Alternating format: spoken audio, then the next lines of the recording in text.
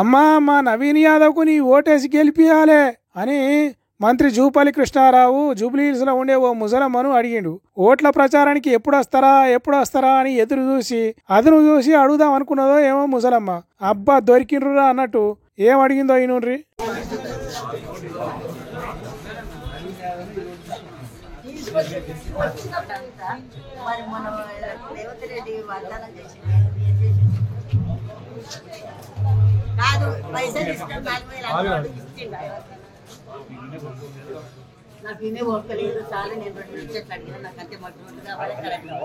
ఏమన్నాడు మీ రేవంత్ రెడ్డి?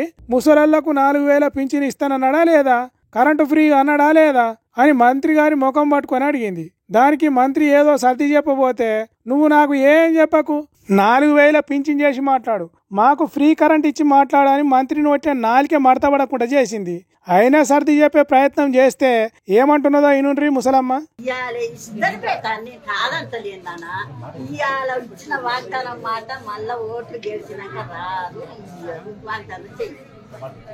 కాటికాడ ఉన్న మాట కూటికాడ ఉండదన్నట్టు ఓటు అడిగటానికి వచ్చినప్పుడు ఇచ్చిన మాట ఓట్లు అయిపోయినాక ఉండదు. ఇప్పటికే మాకు అనుభవం అయింది బేట.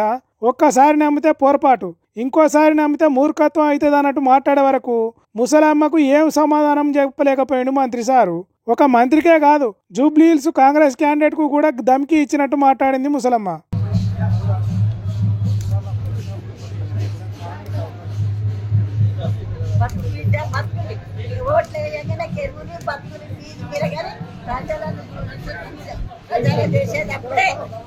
ఇప్పుడు మమ్మల్ని బతలాడుండ్రి, తర్వాత మీరే బతుకుర్రి. జనం ఏ గంగల పోతే మీకేంది బిడ్డ, మీరే మంచిగా బతుకుర్రి. మీకు ఓట్లేసిన మా బతుకులను ఆగం చేయరి అని అంటుంటేనే అక్కడి నుంచి వెళ్ళిపోయినరు కాంగ్రెస్ పార్టీ వాళ్ళు. గిట్లా నిలదీయాల ఓటర్ అంటే పార్టీ ఏదని కాదు, పరిపాలన చేయనోడు చేయాల్సిన పనులు చేయకుంటే ప్రశ్నలతోని గిట్లా మెడలు వంచాలి. అట్లయితేనే ఏలేటోళ్ళు ఓళ్ళు దగ్గర పెట్టుకొని ఓటర్లకు కావాల్సినవి ఇస్తారు. షెబాస్ బాపమ్మ, నీకున్న ధైర్యం దేశంలో సగం మందికి ఉన్న, భారతదేశం ఎన్నడో బాగుపడేది కావచ్చు అని అంటున్నారు ఈ వీడియో చూసిన జనాలు. గీ మనిషి రాత్రి చచ్చిపోయి తెల్లారే వరకు బతికి అందరినీ భయభ్రాంతులకు గురి చేసింది. రాజానే గీ అన్న రాత్రి జీవిపోతే మార్చురిలే వేసి తాళం పెట్టినరట. పొద్దుగాల దవాఖానలో చీపురు బట్టి ఊడ్చేటోళ్ళు వచ్చి చూస్తే కళ్ళు మిట కొడుతున్నాడట. అసలే అది శవాలు పెట్టారు.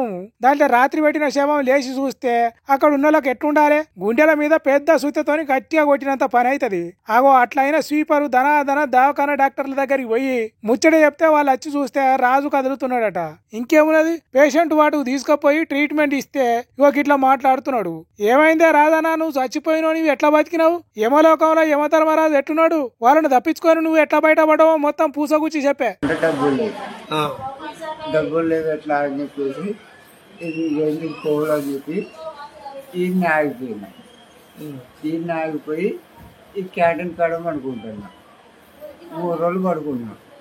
అయితే నాకు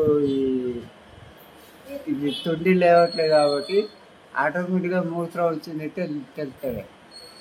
పాయింట్లోనే పోతున్నా.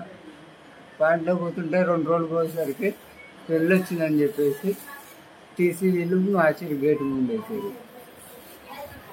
ఓకే, వేసిన తర్వాత మనం నైట్ తీసుకుపోయి లోపల వేసారు మార్చరీలో.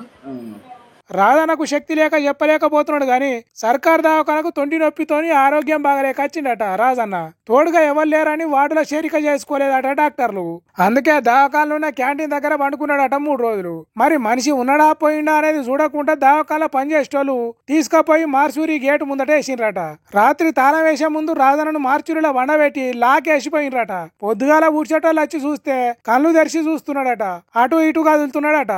ఎమ్మటే ఈ ముచ్చట బయటికి తెలిసే వరకు పోలీసులు వచ్చిండ్రు. ధనాధన డాక్టర్లు వచ్చి ఓ బెడ్ ఇచ్చి ట్రీట్మెంట్ చేస్తున్నట్టు కవరింగ్ ఇస్తున్నారు. చూడుండ్రి, దవాఖానలో పనిచేసే కొందరు ఎట్లా చేస్తున్నారో.